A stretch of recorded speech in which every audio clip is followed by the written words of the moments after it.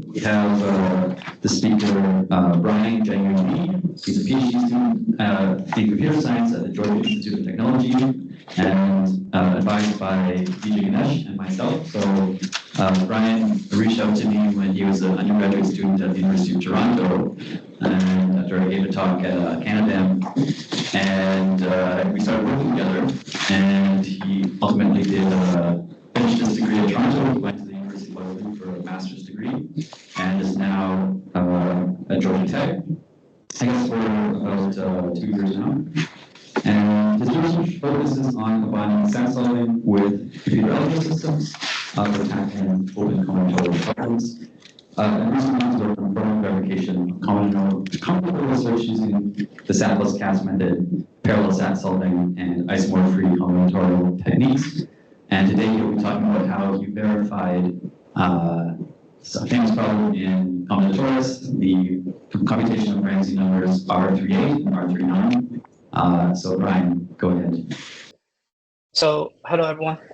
Sorry for the technical difficulty. So today I'll be talking about verified certificates using SAT+CAS for the Ramsey R38 and R39 problems. And this is joint work with my two advisors, Professor Curtis Bright at University of Windsor and Professor Vijay Ganesh at Georgia Tech. So first of all, what is Ramsey numbers? It is notoriously open problems in computer science and combinatorics. And essentially it's defined by two parameters, P and Q.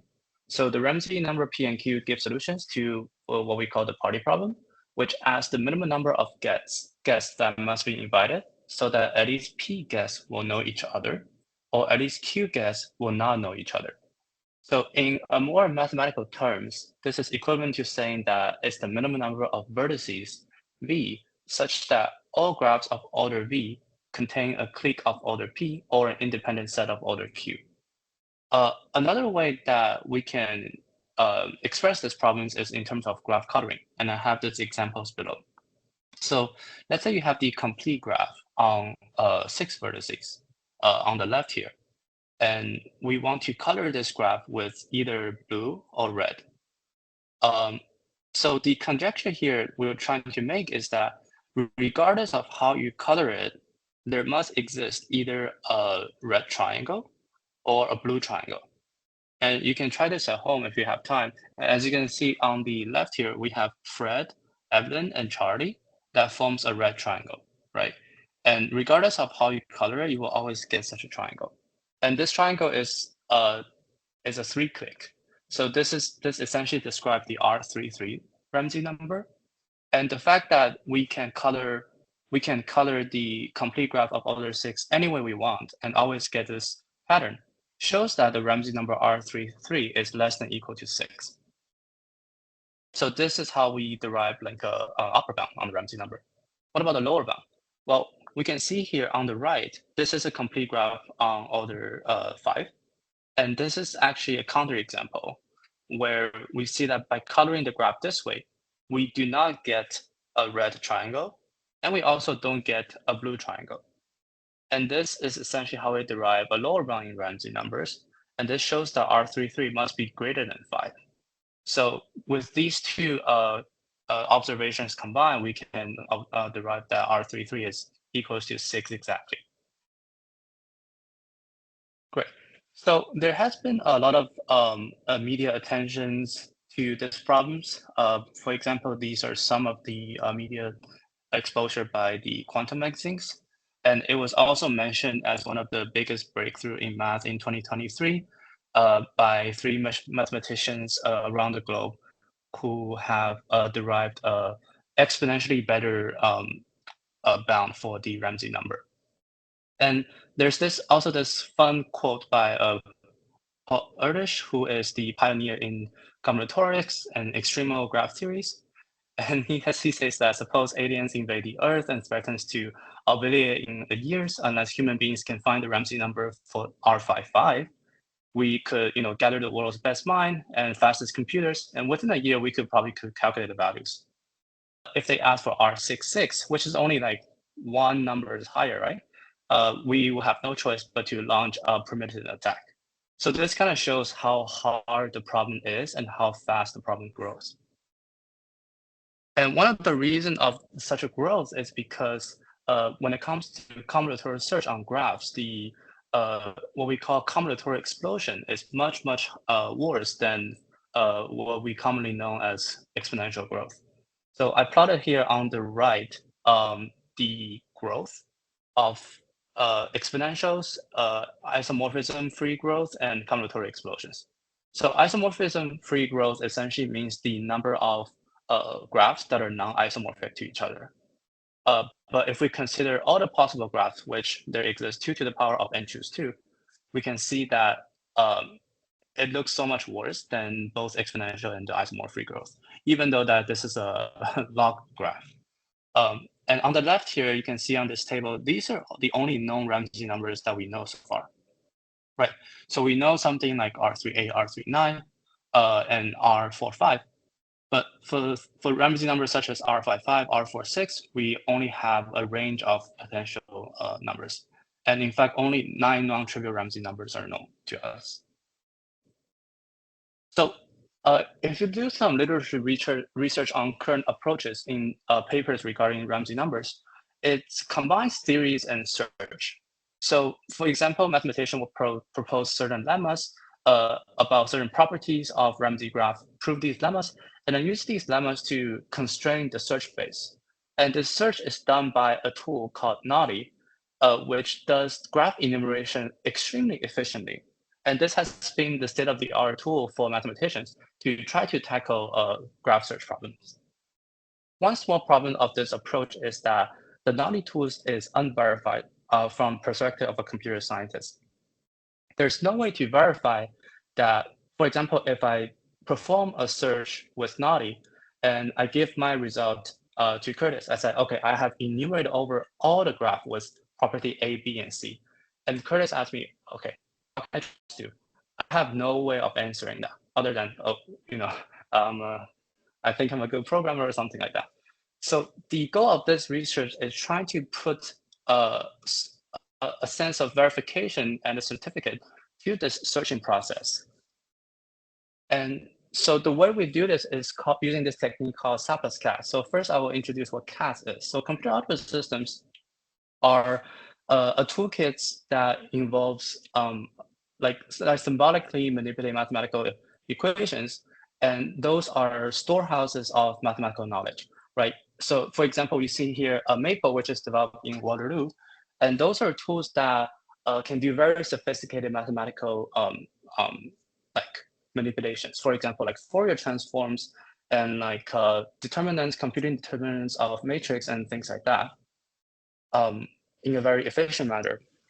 On the other hand, we have satisfiability solvers. And this is essentially a computer program which solves the Boolean satisfiability problems in a very efficient manner. And it has gone through 10 to 20 years of efficient like engineering and also theoretical techniques that help to solve these problems faster and faster. It takes a Boolean formula in a format that we call conjunctive normal form, and it returns 2 possible outcomes, SAT or unsat. SAT means that it finds a variable assignments of the variables that satisfy the input formula. If it's unsat, that says that it can demonstrate that no such assignment exists, like regardless of the true and false value that you assign to the variables. So this is an NP-complete problem, but SAT solvers are, again, effective empirically for many applications. Nowadays, the state-of-the-art SAT solvers can solve problems with millions of variables and clauses relatively efficiently. And has been used in the industry as well, for example, to verify cloud computing and for other such applications. Okay, so what is the motivation behind this? Well, SAT solvers are great at solving search problems specified by simple constraints, right? Specifically constraints that can be expressed in Boolean logic. Computer algebra systems, they're great at many sophisticated mathematical problems. But the problem with these computer algebra systems is that generally it does not scale very well. If you have a problem that has a large search space, it will slow down the search dramatically. So problems involve both, sophisticated mathematics and search are very good candidates for this kind of SAT+CAS approach because it combines efficient search with mathematical knowledge. In other words, if SAT solvers are so efficient, why don't we just provide the mathematical knowledge to the solvers such that it can reason beyond the normal like Boolean resolution reasoning and try to reason in a richer mathematical domain. So this has been an emerging paradigm for many years now. And here is small and incomplete samples of research that has been successful using this kind of SAT+CAS paradigm. And as you can see, many of these problems are combinatorial, right? Because in combinatorial problems, we usually involves a very large search space, and it also usually involves some domain knowledge. Great. So let's talk about how we formalize or encode the Ramsey problems into Boolean encodings. So the encodings that we have can be categorized into three main parts. There's the Ramsey graph encodings. So this just encodes the definition of Ramsey graph. And then there's the static symmetry breakings and the cardinality encoding. So static symmetry breaking means that we're using encodings to break partial symmetries in the graph. And cardinality encoding means that we want to restrict the degrees of vertices and the number of edges in the graph. And the reason we want to do this is that this allows us to leverage certain theorems and lemmas that other mathematicians have proven about Ramsey graphs to further restrict the search space. And to define conjunctive normal form, it essentially means a conjunction or a sequence of ends that consists of one or more conjuncts, each of which is a disjunction, right? So if you look at the example here, inside each bracket, that's a conjunct, right? And it's being connected by the or operator. And for each of these clauses, they're being connected by the and operator. So this is the format that's usually accepted by a satisfiability solver. Okay, so the Boolean encoding Ramsey graphs is relatively simple. It essentially enforces every p-clique to have at least one edge in the red color, and every q-clique to have at least one edge in the opposing color, which is blue. So in this encoding here, for example, we're using 0 or false to represent the red coloring, yeah, and using the the one or true assignment to the variable to represent the blue coloring. But if you flip the encodings and do the dual one, so instead of saying the Ramsey number RPQ, you can also encode it for RQP, and the two values are the same because they're symmetric. And later on, I will mention that we actually made a very interesting observation by flipping P and Q in a symmetric way. So yeah, this is the encodings for the basic Ramsey problems.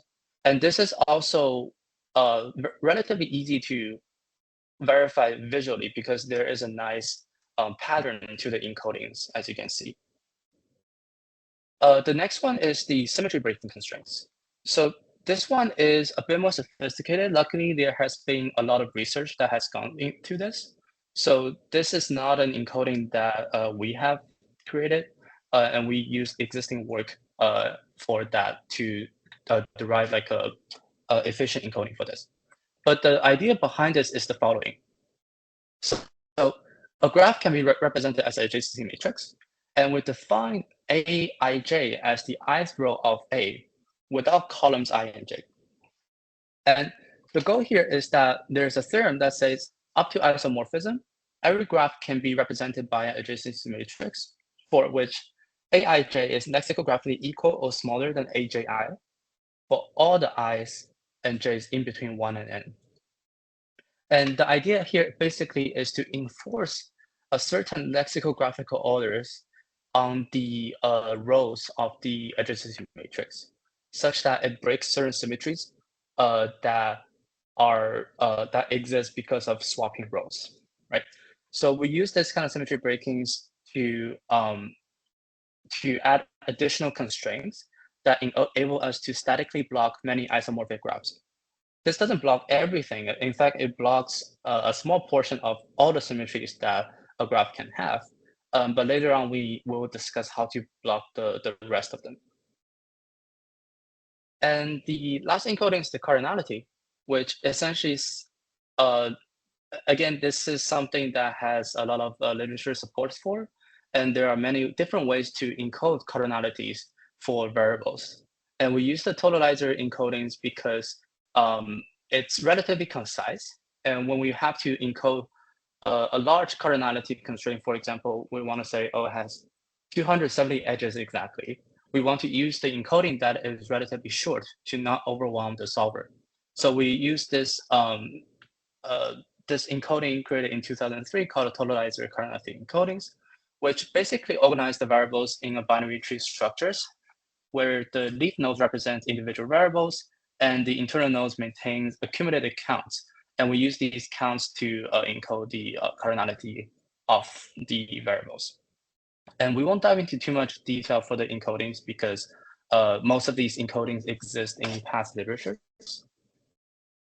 So I will address the challenge of this work and what makes this interesting. So challenge one is symmetry breaking. So two combinatorial objects are always isomorphic if one can be transformed into the other through a mapping that preserves the structure of the object. So for example, in these pictures, even though these two graphs looks nothing alike each other, they're actually isomorphic. And as you can see, there is a mapping by this function f that can map each vertex to its corresponding vertex while preserving the structure of the graph. So in combinatorial search, we only want one object in each isomorphism class. There's no point that for the SAS solver to look at G already, and then it looked at H again, right? Because they're equivalent the same. But the SAS solver does not understand symmetry. So it will find all copies of the same graph. And this is a huge problem because it combinatorially make the search base much, much larger than it has to be. So without symmetry breaking, we run some experiments, and SAS solver times out after attempting to solve the R38 and R39 problems after many days using the encodings I have mentioned before. So how do we address this? So we use this technique that was developed independently by Vertices and Reed in 1978 called isomorphic auto generation. And the idea is that we want to, when we generate combinatorial objects, we only care about generating them up to isomorphism. So what if we can pick a representative from each isomorphism class and only focusing on generating those? And that brings us to the definition of canonicity, because canonicity is essentially means that we want to find a representative within each isomorphism class, right? So in here, this is defined as so that every isomorphism class has exactly one canonical representative. And another important property is that if adjacency matrix is canonical, then its upper left submatrix of any size is also canonical.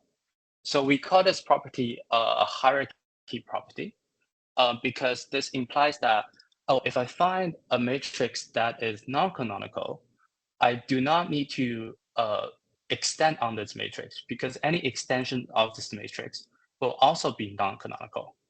And this turns out to be a very powerful properties to have. So here is a quick example. So in this work, we use the lex minimal definition of canonicity. Like this doesn't have to be the one and only definition.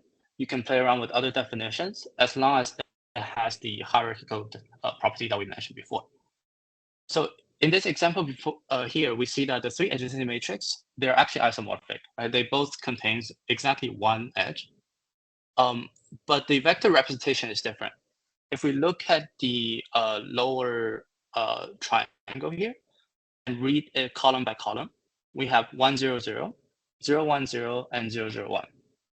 So the third one is the canonical one because lexicographical ordering is like basically imagine you are like reading a binary dictionary and you're trying to find the representations that has all the zeros at the front, essentially.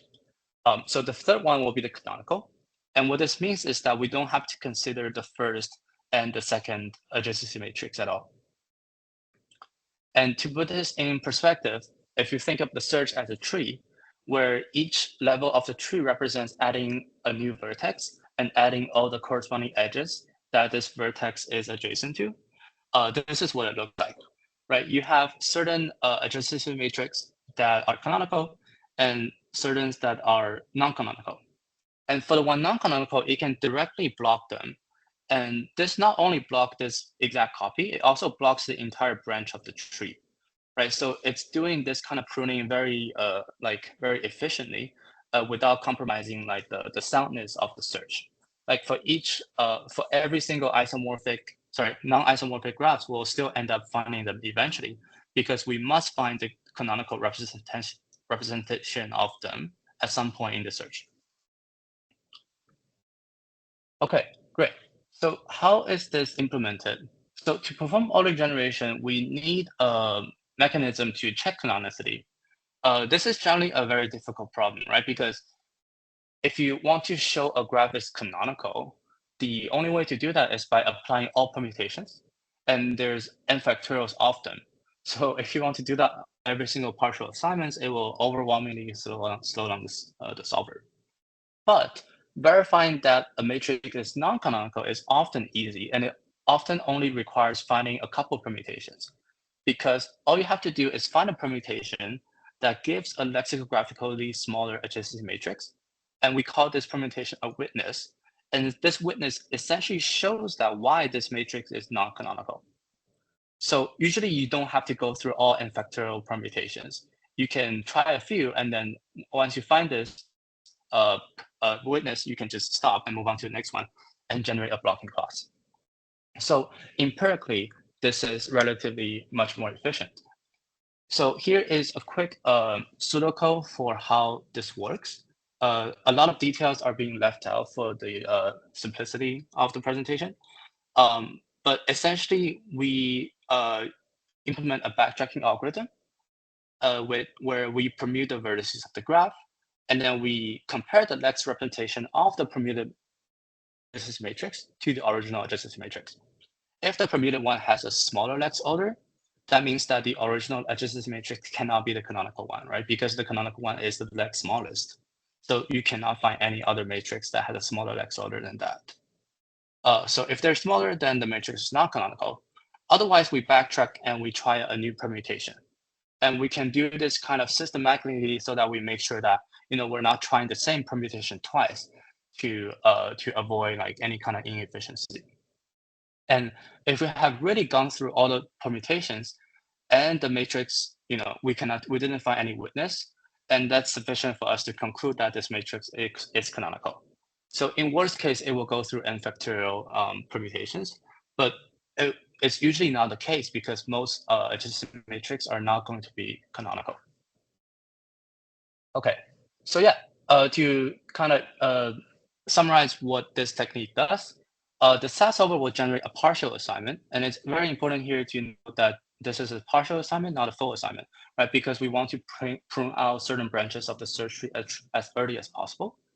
We feed this partial assignment to the computer algebra systems, and the computer algebra system act as an oracle, tell us whether this matrix is canonical or not.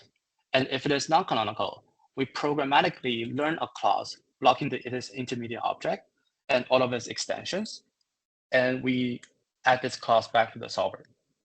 And the nice thing about this is that using this learn clause, the SAT solver might be able to derive more reasoning clauses and more clauses like coming from this learn clause that like we human might not even be aware of, right? Because the blocking clause essentially has a way of saying that it's a way of saying why this graph is non-canonical. So we're kind of doing this symmetry breaking dynamically because adding all these clauses beforehand statically is an open research problem, and there's no clear way of figuring out how do we break all symmetries using static encodings without like generating millions of clauses. So the second challenge here is the relatively large CPU times of such problems, right? So even with the dynamic symmetry breaking that we mentioned before and all the other techniques that we have implemented in this paper, solving problems like R39 would take about half a month if we just click solve and then run it on a solver. So a natural idea here is parallelizations and figuring out how we can divide the problem into smaller subproblems. But the question is, how can we do this more efficiently? So we use this technique called cube and conquer. It was introduced by Professor Moran at Carnegie Mellon University. And this is essentially, this is initially developed purely to solve hard combinatorial problems. And the idea is that there are two stages. One is the cubing solver, which basically splits a SAT instance into a large number of distinct subproblems. And then we use the conquering solver to solve the original instance under the assumption that the cube is true. So as you can see in this diagram, we choose to split on x4 variable. So on one branch, we assume x4 is true. And on the other branch, we assume x4 is false, right? And then we do this for another level and another level. And at the end, we generated 5 of these sub-formulas where these, by combining all these sub-formulas, we basically divide the original problems into 5 sub-problems. So how this works is that if one of these is satisfiable, then the original problem must be satisfiable, right?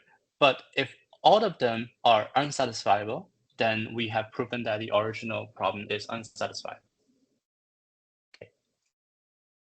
So we use a new technique, and this is a joint work with my colleagues as well, called alpha MapleSat.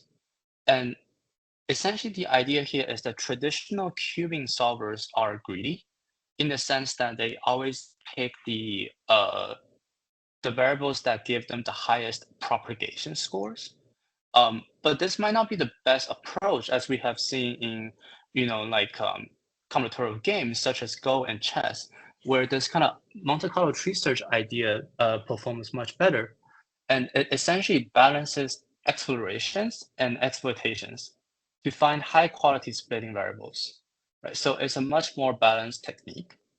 And the key innovation here is the use of deductive reward signals derived from the SAT solvers, which is essentially the BCP, so the Boolean constraint propagations, which helps guide the search towards a better partition while maintaining a low cubing cost.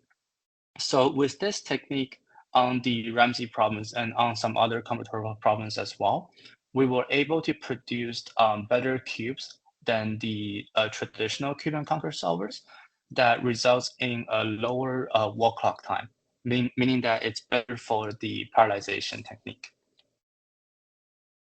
So now I can introduce the entire pipeline for the MathCheck Ramsey. And the idea here is we first encode the problems into Boolean formulas. We pass it to alpha MapleSat that divide the problems into smaller subproblems. And for each subproblems, we use the SAT+CAS technique using the canonical SAT solvers to solve each of the subproblems in parallel.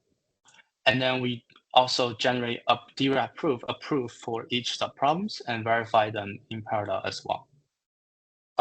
So this diagram left out some details, and the main details that are being left out is the fact that what if we generate a cube, but the cube is too hard to solve, in the sense that like it's taking too long, or like the proof is too large that it overwhelms this individual core that in the parallelization process. The idea here is that we have a cutoff. So for each subproblems, once the proof size exceeds 7 gigabytes, we terminate the solving process, because that's when we determine that the problem might be too hard. And we feed the problem back to the cubing solver alpha MapleSat. So the idea is that we can interleave between cubing and solving iteratively until all the subproblems are easy enough to solve and prove with a proof size of less than 7 gigabytes. And this is mostly like because of two considerations. One consideration is that when we do parallelization, each core are allocated limited amount of memory, right? And if you have a proof that is too large, like a 1 terabyte proof, we're going to run out of memory. That's the number one issue. And number two issue is that if the proof size is too large, usually that corresponds to the problem being too hard to solve. And we don't really want a problem that's too hard to solve in the parallelized setting, because we could have just divided a problem into smaller subproblems that are much easier to solve. So it makes sense. It makes sense to do this kind of interleave between the cubing solver and the concurrent solver. Okay, great. So quickly, I will talk about the result here. So for the Ramsey number R3A and RA3, and the reason that I included both R3 and RA3, even though they are mathematically the same problems, is that we actually noticed something interesting where solving RA3 is much easier than R38. Currently, we have some hypothesis of why this is happening, but we don't have a clear result yet. But to quickly summarize the observation here, solving RA3 is easier in R3A with the SAT+CAS solver, but also just with the SAS solver itself. And later on, I will show a table of that. Okay, so the solution is obtained by proving that a 28 vertex RA3 graph does not exist, and that a 27 vertex graph does exist. So if you recall from the very beginning where we gave the R33 examples, this is exactly how you show the exact Ramsey number, right? You derive a lower bound, you derive an upper bound, and they combine together to form an equality. And to efficiently solve the instances, we use the cardinality constraint that I mentioned before to restrict the degree of each vertex between 20 and 22. And this is a result of a mathematical lemma that has been proven without any computations. So it's important to know that we're only using a lemma here that can be proven purely mathematically, because if it involves computations, then we'll have to verify it. Right? So this is the lemma here that I'm talking about, which essentially describe the degree of each vertex using the order of the graph and the smaller Ramsey numbers. And because we know the smaller Ramsey numbers, we can easily derive what this bound is. In this case, it's 20 and 22. So with cube and conquer, we solve RA3 in approximately 8 hours of walk clock time. And walk clock time essentially means that, like real time, from the moment that we press the button to solve to the moment that the solving and verification is finished. Similarly for R39, there's a bit more story here, but it's a similar idea. So we use the result derived from Graver and Yakov's result, which basically states that any valid R3936 graph must contain a subgraph that is of type R3A. So this notation here, essentially 27 represents the number of vertex and 80 represents the number of edges. And symmetrically, this is equivalent to saying an RA3 graph with 27 vertices and 271 edges. So instead of solving R39 directly, which is that's much harder than solving these problems, we can just generate the instance for R3A2780 or RA32771 and show that no such graph exists. In other words, we want to prove unset. And so by showing this problem is unset, we show again an upper bound that R39 and R93 is less than or equal to 36. And since we know that R93 35 graph exists from previous literatures, and this confirms that R39 is 36. So similarly, we apply the cardinality constraint. In this case, the bound is different. It's between 19 and 22. And we also enforce exactly 271 edges in the R93 graph. So these are all using the cardinality constraints that we mentioned before. And using alpha InfoSat, we split the instance into about 2,400 subproblems, and each one of them is solved independently.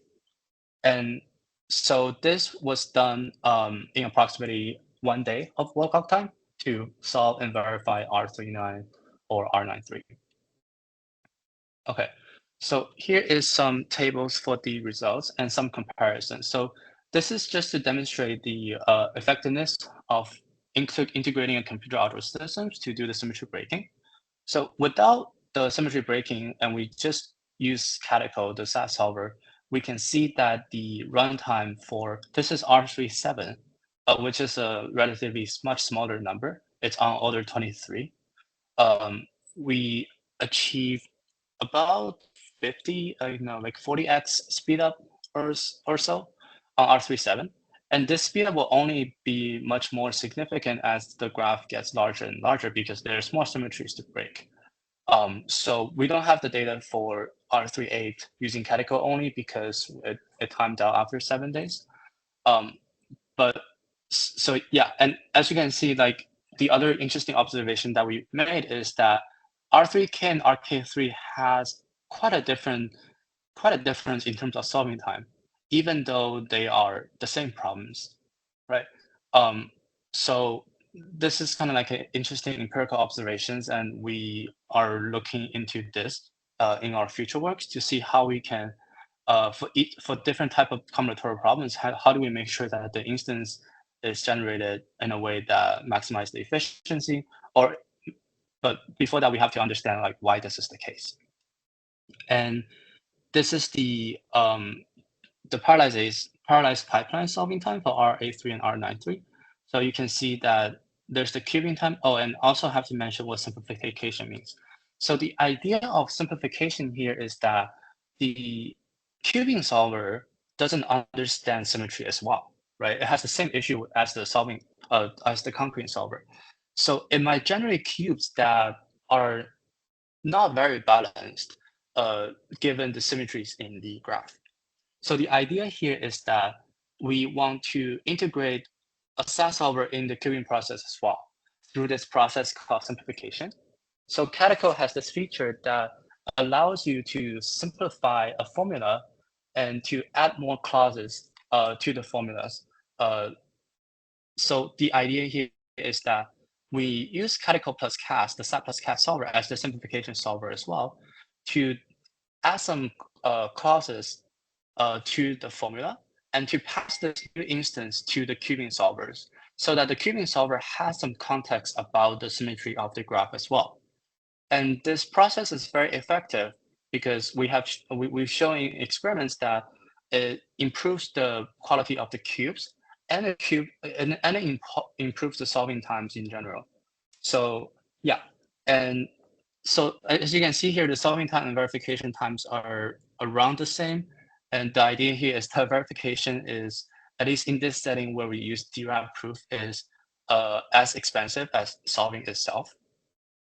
So one future work would be to make the verification faster as well. And to quickly discuss how we verify. So traditionally in SAT solving, we use the DRAP proof format. It stands for deletion resolution asymmetric tautology. And this is the proof format that's currently supported in solvers such as Calico and MapleSet. There are other proof format that can be more efficient, but to our best knowledge, I don't think they are supported in the state-of-the-art SAT solver right now. So the SAT part is relatively easy to generate a certificate and to prove the correctness of it. But the question is, how do we trust the clauses that's being generated by the computer algebra system? Right? How do we trust these dynamically added blocking clauses? And the idea here is that recall that the CAS-derived permutation provides a witness, right? And this witness is essentially permutations. And if you have the partial assignments and the permutations, you can essentially verify that this adjacency matrix is indeed non-canonical by applying the permutation to the partial assignment. So we used a slightly modified proof checker to trust the CAS-derived clauses to verify the correctness of the derived proof. So basically, we add those CAS clauses inside the proof, and we tell the proof checker, okay, trust these clauses for now. And then later on, we add a permutation applying a Python script to verify the CAS-derived clauses separately. So it's kind of like a two-step process. And one problem that one issue that one might raise is that, oh wait, the Python script is not verified itself. So how do we trust the CAS-derived clauses? That's very fair. The counter argument for that here is that the Python script is relatively simple because all we do here is we take a matrix, we take a permutation, we apply the permutation to the matrix, and then we check that whether the result is leg smaller. That's it. And this is a relatively simple script. So the chances of a bug is relatively low. But one of our future work is how do we like fully make sure that this process can be verified. So instead of using Python, we might use something else that can be that's actually verifiable.